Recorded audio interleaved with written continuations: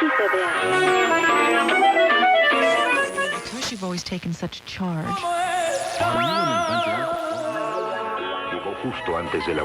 You are listening to The Border Chronicle. Dora Rodriguez escaped the death squads in El Salvador during the Civil War in the 1980s. On her journey to the United States, her group was abandoned in the Sonoran Desert south of Tucson for 5 days. 13 people died, and Rodriguez barely survived. Since then, she's devoted her life to social work and to helping people in the desert. In this podcast, Rodriguez talks about the migrant resource center called Casa de la Esperanza, which she helped open in Sasabe, Sonora last year. She also talks about her own history as an asylum seeker and the current situation at the border with Title 42 and other policies endangering asylum seekers' lives. And she talks about how she continues to do humanitarian work, which can take a physical and emotional toll year after year. There are some days that are painful, she says. There are tears, but what keeps me going is to see the people behind me doing this work, and I know I'm not alone. When did you first open Casa de la Esperanza in Sasabe, and why did you decide that they needed a resource center there? We opened in May 1st of 2021 after being in the area for about 8 months because due to Title 42, we were having with that town, which is only like 2,500 locals that live there, and it's a town that has no transportation, public transportation, not even for the locals, no hospitals, no shelters for our migrants or asylum seekers. It pretty much has no resources. So we were invited to assist. They were really having a crisis because as soon as the pandemic started in March 2020, when it was declared, the government also, Border Patrol, was told that they have to practice Title 42, which is nothing to do with immigration. It's public health, a situation. And it was very good and easy for Border Patrol in that area to pretty much just round up everybody that was crossing, and without any process, without any chance to tell their story, without any dual process, anything, they run them up and send them back to this very small town with no resources. So when I visited Sasabe the very first time in September 17 or 2020, I discovered that it was a crisis in there. A town that were receiving 150 migrants a day. And the group was Beta, which is a government office in Mexico that assists migrants around the country. The director asked us for help because he said it's been quite a few months that this has been going on, and we don't have the resources to take care of these people. So due to that, we saw the need and we act on it. And I say we because it's not only me. It is another woman at Gale, and also it is other organizations, sisters organizations, the Tucson Samaritans, Green Valley Samaritans, and Tucson Humane Voters. They are great supporters, No More Death. So all these organizations, came out and said, we're going to help you. Whatever you are going to do there, because I brought that idea that we not only needed to be bringing 700 bags of food a week that we did for almost 8 months, but we needed a place. We needed a safe place for these people. And I always said it had to be space to bring their dignity back, because most of our migrants that were returned have been in the desert for days, without shower, without eating good food. Their feet were destroyed, most of them with blisters. Many people with medical issues like diabetic, high blood pressures, dehydration. So we needed a place to triage these people. And we have a shower at the center that we opened in May 1st. And it was just a transformation and beauty because I was there when I wouldn't receive tons of people that would have just come into the center with their belongings in trash bags. And, the fact that they were able to relax and take a shower.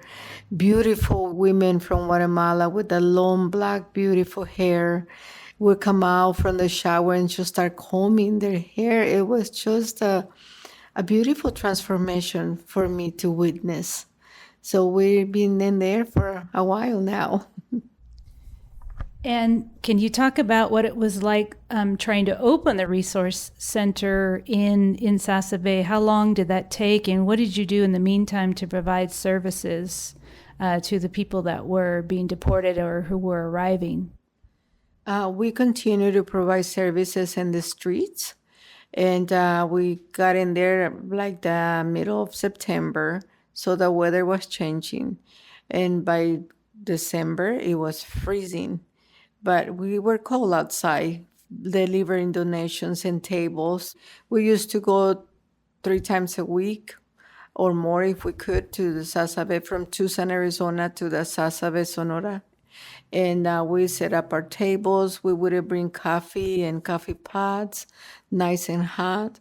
And it just brings me so much, to remember this. It's very rough, very hard to remember and process that because what we saw was so painful. And to see our migrants, we're talking about children, little ones from 5 years old, 3 years old with their moms, and most of them natives, indigenous from Guatemala. And sometimes they didn't even speak the language. And to see men come back in the situation they did and to hug them and we were in the middle of the pandemic, so not many people were out there, out and about doing this humanitarian work. But that didn't stop me. I say these people really needs our help. And when you would just have a man in front of you crying like a child, freezing because they took away everything he owned and only had one T-shirt on him.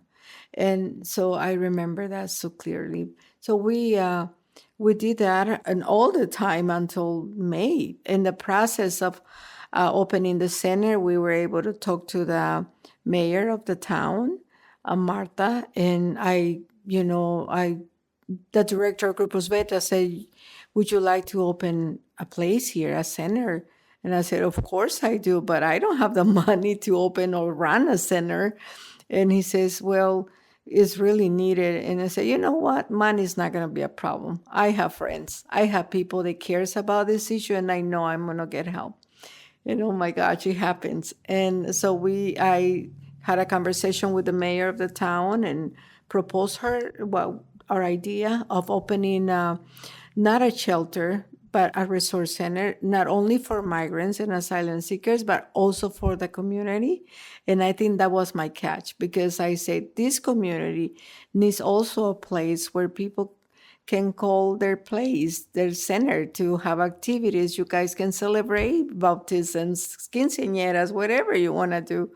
And she loved that idea. And she said, "Well, write me a proposal and we'll review it and I'll let you know." So it was a lot of like back and forth, and writing. And my daughter, Anna, who is my right hand with the organization, with Salva Visión, I said, "Okay, we have to write something that will attract these authorities in this town." And it's a town that is, as we know, is dominated too by the organized crime. So it's very, you have to work very carefully in there. You have to really know what you're doing, I think. I didn't know what I was doing, but I thought, well, I'm going to just work along the locals. I'm going to follow their guide, what they tell me to do, and respect because my thing was, okay, I am not the boss. I am not coming in here because I own this. I just want to do this as a gift for the community and helping to relieve the pain to see so many migrants and not being able to help them. So that's how Casa de la Esperanza came alive. And it was 6 months of preparing, getting donations, private donors. We put it out there. People responded. It was excitement. And it was beautiful. And then we rented the place where our center is, and Humane Borders, which is a local organization in Tucson that is incredible. I've been around for more than 20 years, putting water too in the desert. They told us, don't worry about the rent, we'll cover it. And they have covered the rent for the center. And so, yeah, Casa Esperanza opened May 1st of 2021. Yeah. I think that's just so smart to include the community from the very beginning in the process. What type of needs are you seeing there now? Who's coming to the resource center, and how has that population changed since you opened in 2021 up to now? Well, we also did a lot of advocacy with the media and putting this out to the light, because it was not okay. What was happening in Sassave was criminal. It was just not okay. I mean, you just don't take hundreds and hundreds of people from all over, not only Mexican nationalities, but from Guatemala, Honduras, El Salvador, all these countries, and dumping them in there. And where they don't even have transportation. So these people were everywhere in that town. They did not know where to go after that. They didn't even know where they were deported. So we did a lot of work with that, to the point that we brought big newspapers. We brought the New York Times. They got interested in the story. They thought also that it was not okay. And they came, and incredible, because almost like 4 days later, after the newspaper came out, the numbers changed of deportations. It was just like, what? This is powerful, I guess, because the numbers went from 150 plus to 30 to 40 people, just so suddenly. And then about 3 months ago, we haven't have large numbers of deportations. We get once in a while, we get a few. A week ago, we got a family of 5, and they had a little dog with them. They were bringing their little puppy with them because the mother, who was arrested and deported back to Sassave, she has been in this country for 27 years, and her son is in the Navy. Her son is in the service in the United States, and he got deported. So it was very hard for us to see this family situation. So we're still serving people who is being deported in small numbers. We hope that we never get those large numbers, because even with the resource center, we just don't have the resources to take care of them. And then it is dangerous. It's a very, very dangerous area for our people. On this Monday of this month, I just had a Guatemalan man. They got jumped and was almost killed in the town of Sassave. And thank goodness we were able to get him out, and the Grupos Beta transported him to Nogales, and he's now in the hospital. So things are happening, and I am so thankful that the center is there, because the women who are there every day running this place are local women who are getting paid with our donations. We're able to pay them to be there at the center. And I love that, because it has brought jobs. It has brought light to the community. That we have a group of embroidery women, local women, who made these beautiful tote bags. We sell them, and we pay them back the money that they deserve. And they tell us, because of this program, they have been able to save. One of them bought a little car. They spend the money in the community. So it has been great to open the resource center. Yeah. I'm so glad to hear that. I visited with you at the resource center, and I was so impressed by it. And Sasabe really is a very isolated town with not a lot around it. And I believe at the high point of Title 42, people were being expelled in the middle of the night, right? And with nowhere to go, and they were sleeping in like the plaza in the middle of town. Maybe if you could describe a little bit more what the town is like, and if it's changed at all, or how it's being changed, I guess, by migration. Well, I didn't know that town for many years, and I don't know why, because I have been in every border town around, and for some reason I had never gone to Sasabe. Because I remember every time I asked, people will say, oh, there's nothing in there. There's nothing in there. There's nothing to go for. But I'm glad I did. And it has changed. I think it has bring more humanity, I would say, and more awareness of who our migrants are, who our asylum seekers are. I think it has, because people seem to be more empathetic of these people, because in the very beginning, they were angry, they were bothered by them, because they'll say, oh, they're sleeping in our porches, they're just in the plaza, they're taking over that city. I mean, you're talking about thousands a month, the people coming and going there. And I think that town has changed. Like I said, we haven't reached all the families in Sasabe, but we haven't reached a good number of families that are glad and thankful that the center is operating. And I think the situation with our migrants is hard, and it's harsh, and it's dangerous. And what it bubbles my mind is how you live in your house, but next door to you is a stash house. It's a warehouse where they have children, they have women, they have men, but it's their town, and the local people feel safe. And they always tell me, as long as we don't have another cartel coming, we're okay, because we know that once they're here. So it's okay, this is your town, we respect your town, and yeah.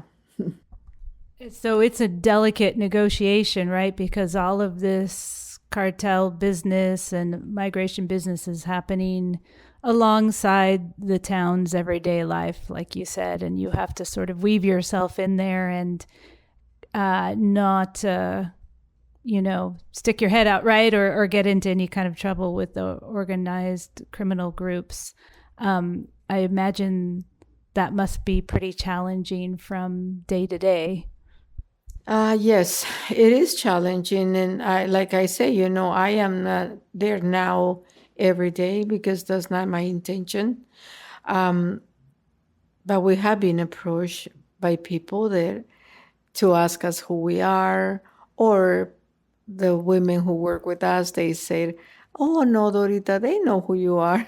And I say, okay, I hope they're in a good way. But it can be so unpredictable. I mean, I just do not trust these people at all. I do not trust people that runs these cells of organized crime. So I have to be very careful. Like you said, I don't have to be like, oh, I am the director and I do this. No, no, no, no. I never, ever. And if somebody come and ask, I tell all the women, I am just a volunteer. I am here just to support your work. And this is what we do.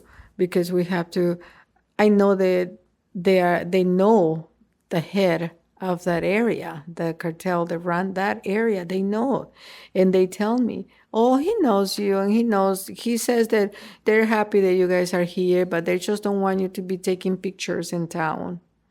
So we've been told what we can do and what we cannot do already. And so you described, I guess, people being expelled and deported in the middle of the night, and Title 42 is still in place. And I guess you said you're seeing a lot less people now. Are people still being expelled under Title 42? Or are you mostly seeing people who are being deported, like the family that you described, who have lived in the United States for many, many years?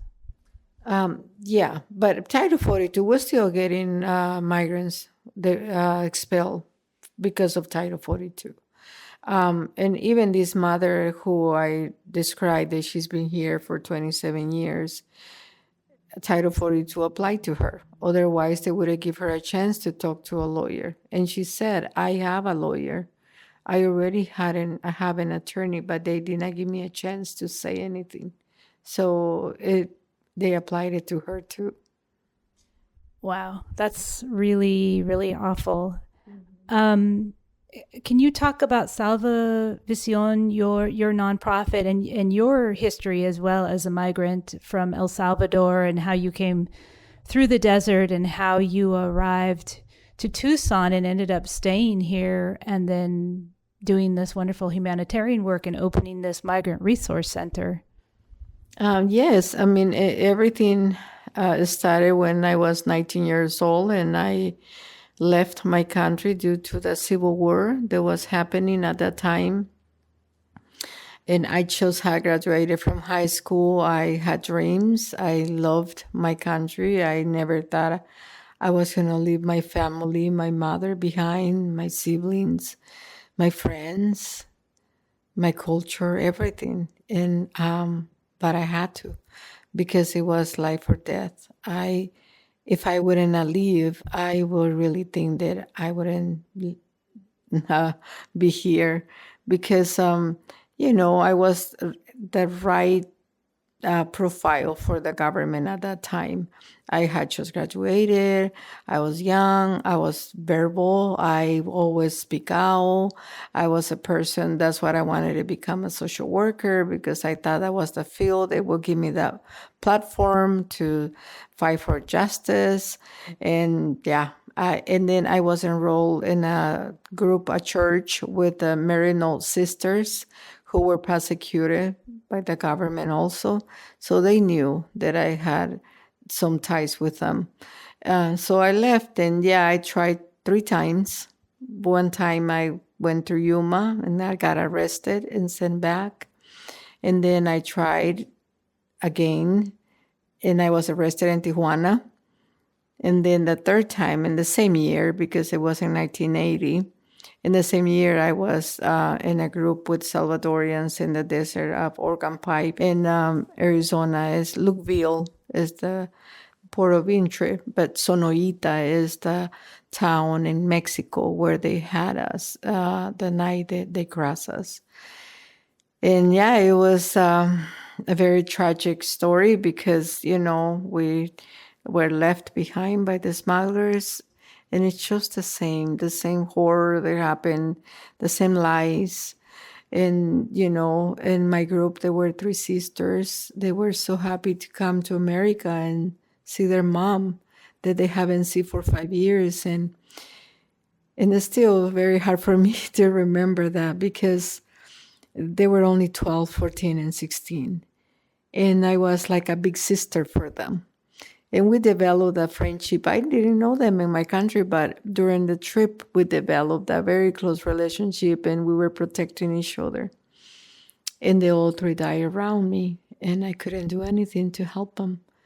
And so at the end of our tragedy, and then we were left in the desert for 5 days with no water and no food. We ran out of food, and the heat was excruciating that year. It was like 115.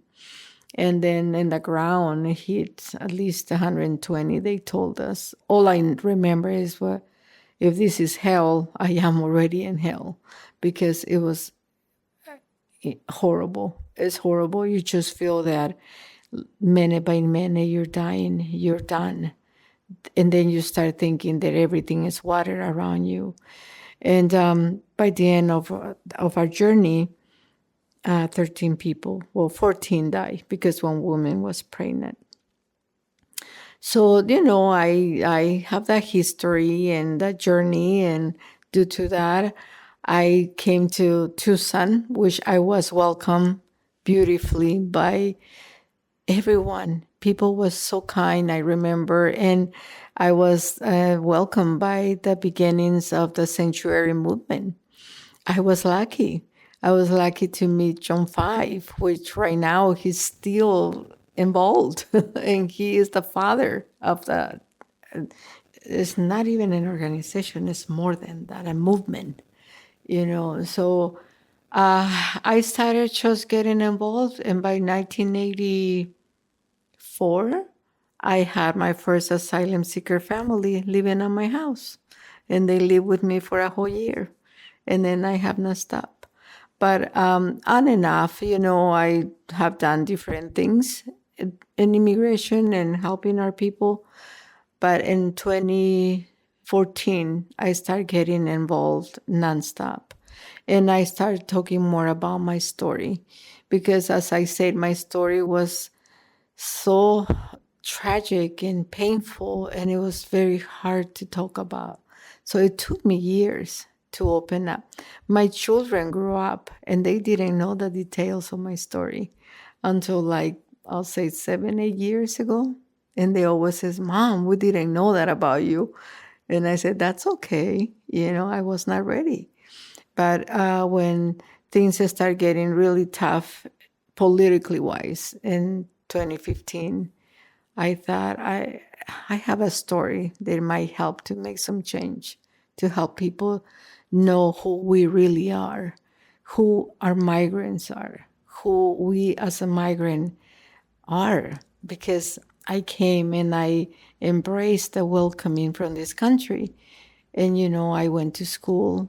I worked as a social worker, my dream that I had for years in different areas. So I serve very well. I have my children who are also productive in this country. So when that narrative came out, they were all criminals and rapists and no good, and it's not okay to stay quiet. And then I said, okay, I have to talk. So that's what I'm here. And I do this every day. I'm so glad you're here. And I mean, 40 years has passed since the tragedy happened in the desert where the people who traveled with you died and you survived. And you've never left the place where this tragedy occurred, which is amazing and incredible, because that must take a lot of emotional and spiritual fortitude. How do you keep doing the work that you do, and does it get difficult, and how do you keep going? It gets difficult. It gets hard. There is some days where it is painful. It's a lot of tears. But what it keeps me going is to see the people behind me doing this work. And I always tell myself, you're not alone in this. And I call a friend, or I call another brother or sister. I call them in the fight. And I said, I'm really having a hard time with this, because we have to process that. It is, and and yes, my trauma is there. It come back. But I think I also have built this, I hope it's resiliency. I have built this, I don't know, I hope it's a protection, and one day it's not going to just hit me, that I'm able to see, to hear the stories, to hug my brother and sister out in the desert and see their pain. And I just want to tell them, I know, I've been there. I done it. And I know, why are you doing this? So it gets difficult, but it's good to have a lot of friends around you and family that loves you, and I feel that. I feel the love from people that works along with me. I feel the love of my family, my husband that now supports me. So we just keep going. Every day is a new day. Every day. Right. And what kind of services are you providing now? Because there's also a medical clinic too, right? If you could just talk a little bit about the types of services that you're providing now at Casa de la Esperanza. Well, it is great. It has grown so much and is still growing. So we have a team of doctors, retired doctors from Tucson, and nurses from Colorado, from snowbirds that they call themselves, and they come and provide services. So they heard that the town of Sassaville only has one doctor for the whole community of more than 2,500 people, one person. So they, from the past year, they have been going to Sassaville twice a month and provide medical services, which is great. And then we partnership with an organization that's called CHAC, and they are helping us to get local women to get scholarship to go and become nurses so they can stay in the town and help the town too. So that's going great. And then we have the group of embroidery that they was telling you, the women that almost a year now, they have become their hobby, just to come every Wednesday afternoon. They come to the center, they drink coffee, they talk. There's been some cases where it's more like a support group, I think, because it's been cases of domestic abuse that have been displayed, and they process that, they talk, they protect each other. So it's incredible. And then now the last wonderful thing that is happening is a group that is called Veterans for Peace, and the SOA Watch, which is a large organization, had adopted us, and they are going to build a playground. 2 beautiful big playgrounds in the town of Sassaville, Sonora, where our children don't have any positive outlet. They don't have anything where to go.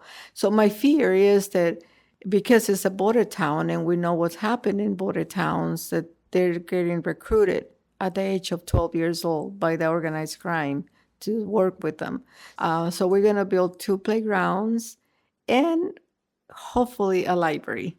So we are so excited about that. So excited. That is amazing. And I can't wait to see the playgrounds and go back down there and see how much everything has grown.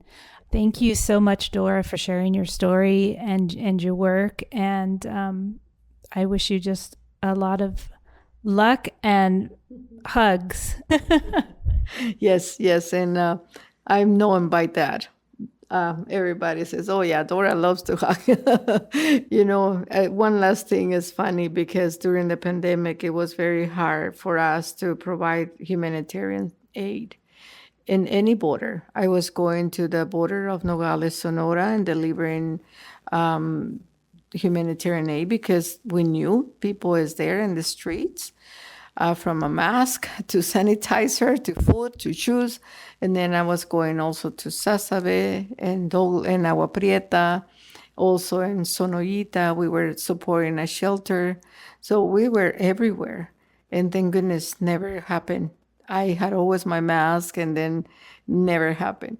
So I was thinking, okay, I never got it the whole year and a half there before the shots came out, the injections. I said, okay, I'm good. Well, one day my son came in, he was positive. He came and he gave it to us. So I'm like, okay, I'm glad I didn't get it at the border. So people wouldn't say, oh, migrants are bringing the virus, because it wasn't. Not for me, at least. Thank you so much, Dora, for talking to the Border Chronicle. And take care, okay? Thank you. And thank you for all that you do. And everyone, please subscribe. This is amazing. Thank you. All right, everybody, listen to Dora Rodriguez. Thank you.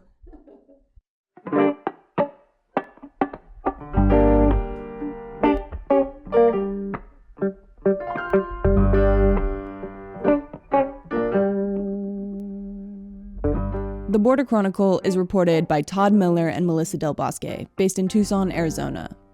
This interview was edited by me, Lily Clark. If you like what you're hearing, please consider rating us on your favorite podcast platform. It'll help other people find the show. You can read and listen to more local border reporting on our website, theborderchronicle.com.